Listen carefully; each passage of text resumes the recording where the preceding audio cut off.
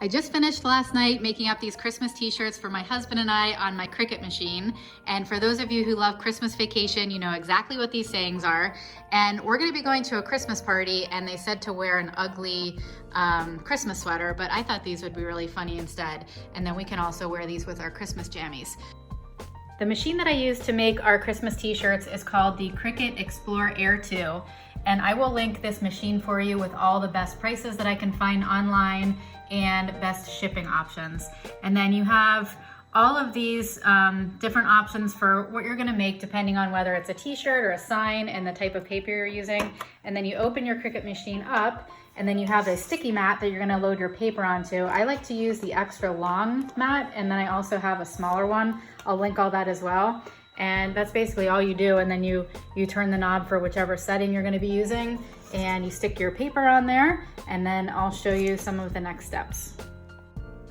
On the computer is where you design your t-shirt. So you go to the Cricut design space and then I use the template over here and then scroll down to, I think it says classic t-shirt, and that'll help you get an idea of your sizing. Here is what the printed sheet looks like when it comes out of the Cricut machine. I don't think you can even see on this video the outline of the lettering, but I used one large piece for both t-shirts. So you put the shiny side down when you're doing an iron-on, and you have different settings here: paper, vinyl, iron-on. You can see all the different options. Next, I cut my pieces down to size, and then you can see how the backing peels away from the actual vinyl. You can see how it peels off. This is the weeding tool that you use to get out the really teeny tiny pieces, like in between the letter A.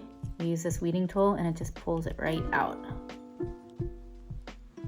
So I'm getting ready to iron on what I made on the t-shirt, and I'm using this iron from Cricut, and I'm getting it up to 340 degrees for a polyester blend. If you go on their website, they'll tell you exactly how high you need the heat and for how long.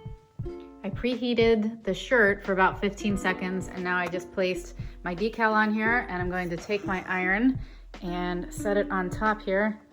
And there's a timer here set for 30 seconds, and I'm actually going to probably do it about 60. I have my t-shirts done, and I'm going to add some white snowflakes. So this is the material that I use, and I'm going to load it right onto my mat. Make sure you put the shiny side down and the matte side up. And if you're doing any letters, you have to mirror, but for a snowflake, we don't need the mirror. Okay, so I just loaded it in here. You just press this button to load, and now I'm going to start my cut. So press that button, and it should start going.